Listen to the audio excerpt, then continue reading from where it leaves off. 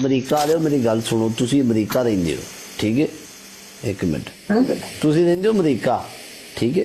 ਤੁਸੀਂ ਇਹ ਰੋਜ਼ ਤਾਜ਼ੀਆਂ ਵੇਂਦੇ ਹੋ, ਸਮਝ ਗਏ ਹੋ? ਤੇ ਮੈਂ ਇੱਥੇ ਜੇ ਮੋਬਾਈਲ ਤੇ ਵੇਖਣਾ ਤੇ ਨਾਲ ਹੀ ਆਂਦੇ ਨੇ ਕੱਟ ਕਰਦੇ ਹੈ। ਤੁਸੀਂ ਲਾਈਵ ਵੇਂਦੇ ਤੇ ਮੈਨੂੰ ਮੋਬਾਈਲ ਤੇ ਨਹੀਂ ਵੇਖਣ ਦਿੰਦੇ। ਤੁਸੀਂ ਬਣੋ ਬੰਦੇ ਦੇ ਪੁੱਤਰ, ਮੈਨੂੰ ਤੁਹਾਡੀਆਂ ਸਾਰੀਆਂ ਚਲਾਕੀਆਂ ਦਾ ਪਤਾ ਹੈ, ਠੀਕ ਹੈ? आप ही कोलों लाइव वेंदे ने हाथ ला के वेंदे ने भी असली है, ठीक है?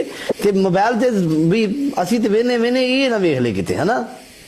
बंदे दे पुत्तर बड़ो हाँ गल एवें आई नहीं, दसो इवें गल है, ठीक है? ये आप ही उस लाइव वेंदे नहीं ते मेरी बारी आउंदी ते कट कर दे क्यों भी कट की मतलब कर दे, मैं इहनूं दंदी पटनी कट कर दे, मैं चक्का ना जोड़ी जाना।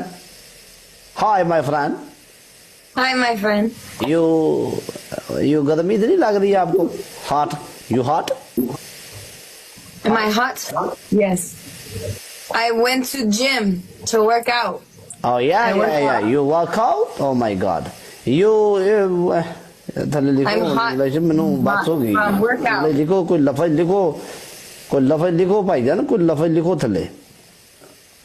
वो कहीं ना मेरी नकाती कराओ, बस मैं हूँ आते रखिया जे काम मैनू, कोई लफज लिखो थले हूँ आते ना काम रवे। Awesome, you fit, you are fit।